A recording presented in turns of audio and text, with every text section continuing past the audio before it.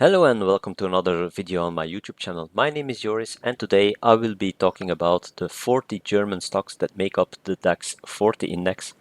And as you might know, the DAX 40 index, it's the main German index, and DAX, it stands for Deutscher Aktienindex. The main performance index for the German market thus, and it contains the 40 most significant stocks among the largest market cap stocks on the Deutsche Börse. Deutsche Börse contains the Frankfurter Wertpapierbörse and the Swiss Stock Exchange, so the six, but yeah, it's only values that note on the Frankfurter Papierwertbörse that actually can be in the DAX 40 index. And before September 2021, it was in fact the DAX 30 index, and the DAX 30 is what you sometimes still can see on some websites because they still haven't adapted their page for the DAX 40. So it only contains then the 30 values that were in the index before September 2021. So if you have a link to such a page, please adapt it to a page that has all 40 values in it. And here I'm going to talk about all 40, or at least I'm going to show them in the next 4 slides here. So these are the first 10 with the ranking according to their market capitalization. And SAP, you can also buy that on the New York Stock Exchange, but yeah, it's a German company, so it's certainly in the DAX 40 index. That one has a market capitalization of 234 billion euros, but the PE value is way out there, 92, almost 93. It went up quite a lot last week. So in that regard, yeah, it was around 90 and now it's again 92.89. And the payout ratio, it's also not great because it's higher than 100%, as the trailing 12 months earnings per share is 2.16 and the dividend that they pay out is 2.20. So a bit too high to my liking.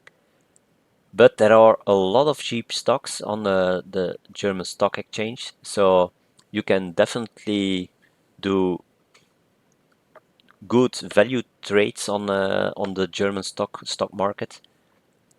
And here you have the next 10, and here you have BASF, one of the first four or five companies. Yeah, there are 5 companies that have a negative earnings per share, and yeah, also the payout ratio, because they still pay out the dividend, of course. BASF, they want to maintain their status of a good dividend payer, so they keep paying out the dividend although their earnings per share is negative. And then you have Vonovia minus 3.39, Bayer, like BASF, having a tough time with minus 1.29. And then you have MTU Aero minus 1.34 and Covestro with minus 1.73. So while their earnings per share is negative, they aren't going to appear in the next overviews, of course. If you have missed the values of the previous companies, you can rewind back and pause the video and write on all the values that I have on my slides. But the main thing is, of course, the 10 best stocks according to the PE valuation. And there you immediately see what is going on in Germany. You have Porsche, you have Volkswagen, you have BMW, you have Mercedes-Benz Group and Daimler Truck Holding. So these Mercedes and Daimler, they also belong together. Porsche and Volkswagen, actually, they also belong together. So they all are here with a very low PE value. So it's what we saw in the previous videos that I made in this kind as well. So the car business not doing great, and then you have RWE, the energy sector, with a PE of 7.08 and a payout ratio of 21.46. I was doubting whether or not I would name them as a possible winner at the end of this video. I didn't do it, but with a PE of 7 and a payout ratio of only 21.46, I could have definitely done it. But yeah, I decided against it to keep the video a bit shorter. And then you have Commerzbank, Deutsche Bank. So two banks, again, low PE valuation, and yeah, nice dividend yield and nice payout ratio. But as you know, when you want to go for banks, it's better to go for an ETF. Heidelberg Materials, so it's building materials, a building group. PE of below 10 and a dividend yield of 3.22, so also not too bad, and payout ratio below 30%, so really nice. And then you have the Munich Re group, so it has a payout ratio with 33.90%, which is way better than Swiss Re, which was around 69%. And Allianz is on place 11 with 12.46 of a PE valuation, and that one has a payout ratio of 59%, and that is actually really obvious. On the German stock market, a lot of companies are really taking care of their payout ratio. A lot of those companies have a payout ratio below 60%. So later in the video, when I give the dividend yield with the payout ratio, I put the 17 best stocks there, but I could go up to 25 because there were a lot of good companies with a good payout ratio and a nice dividend yield. But I went to 17 because then it stopped at a dividend yield of 2%. And then another comparison that I could make, Continental, it was on the 12th place with a PE ratio of 13.11. And the PE ratio is comparable to Michelin, that is in the CAC 40 index in France, and they both have a payout ratio of around 50%. So it's not in the list here, but when I would have gone to 12 companies, Continental would definitely be on the list, and it's also a valid choice. But as I said in the video about French stocks, Michelin, Continental, and also Pirelli, they are facing a lot of they have a lot of opposition of Asian brands that come to the European market and really dump their tires on the European market. A lot of people, of course, still prefer Continental or Michelin or Pirelli because they know the tire really good. They already drove with those tires for the rest of for their life up till this moment. But of course, yeah, it's always difficult when you have a lot of companies that yeah go under your price. So people also watch their money, of course. So when they have a cheaper option, yeah, it's hard to compete against those prices.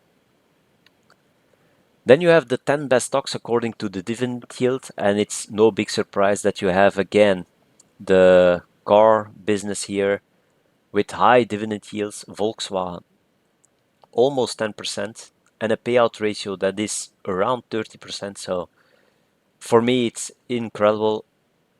I am driving with Volkswagen since I actually started driving. So from the moment I was 17 and practicing to to get my driver's license up till now, I'm always driving with Volkswagen. And okay, now it's a Ford, but it's with a Volkswagen engine in it. So that's of course also a bit of a difference. But they are still making money out of me with the fact that they sold an engine to us. And yeah, BASF, it's unfortunate that their earnings per share was a bit negative. Otherwise, yeah, with a dividend yield of 7.80%, it's quite nice. But it's still a question whether or not they will be able to pay out the same dividend next year. Probably they will, because as I said, they think it's really important to maintain their dividend status. But then again, Porsche and Daimler, they are two other car manufacturers. Then you have Allianz, so insurance company, Deutsche Post, DHL. I think that's also a really interesting company. So when it goes about sending packages, DHL is really reliable, and only the fact that the payout ratio is above 60% is keeping me from putting it at the end of the video as a winner as well. So Continental, I already mentioned that one. And then we have E.ON, another energy business, just like RWE, a really good company. But E.ON, yeah, the payout ratio, it's way too high for me. And the PE ratio is also higher than RWE. So RWE is definitely for me more the way to go if you want to go and invest in the energy sector right now. Then the payout ratio, yeah, it's getting a bit annoying, of course, but it's always the same. It's the cars, it's the banks, and also the insurance companies that are there. So insurance company Hannover Rückversicherung, Munich Re insurance group. Yeah, both really nice because they have a payout ratio of below 40% even. So way better than Swiss Re here in Switzerland. Infineon Technologies, yeah, semiconductor sector, I'm not a big fan of that. But this former part of Siemens Group is actually doing still great. So they have a PE ratio of around 18. So for me, the limit is 18. So they are almost there, and their payout ratio is definitely good. So if you follow Infineon Technologies and you think that they are a good investment, just wait a little bit longer until they are below 18, and then I would say you can go ahead and buy them. But it's definitely not financial advice. I also said that you have to know what you are investing in. So definitely read up on all the things that you want to buy. RWE, for me, yeah, for the third best stock right now on the German stock market, I think. So behind the other two that I'm going to mention. And then the 17 best stocks according to the dividend yield and their payout ratio below 60%. As you heard already, I only took the ones that have a dividend yield that is higher than 2%. So that's why it's only 17. But there were a lot of good companies, and there are a lot of good companies on the German stock market. It's more or less like the French stock market. You can do really good purchases right now on the stock market. Of course, with the car business, that's a cyclical business, and normally it's after the national banks dropped the interest rates and they are on a low level and they start rising again, the interest rates, then it's the moment to buy the car business. So right now, I think it's maybe a bit too soon, but I come to that later when I mention the first possible winner of the German stock market. And here you have the other seven that have a dividend yield above 2% and a payout ratio below 60%. And yeah, Commerzbank with a PE of 8.78, a dividend yield above 2, and a payout ratio below 20%. Yeah, it's incredible. Also, Deutsche Bank below 9, dividend yield of more than 3%, and a payout ratio below 30%. Just like Fortis, just like all the other banks in the other countries, ABN AMRO as well. It's unbelievable how low they are standing. But I already said it in those videos. Invest into a ETF with into the bank sector right now. I think it's the best way to go, because picking an individual bank, it's always a bit tricky. And with Commerzbank, yeah, it's involved in a takeover right now, so I'm not following it really deeply because I don't want to invest in the bank sector, but definitely read up on that. And then, yeah, I already gave it away, but is Volkswagen the winner?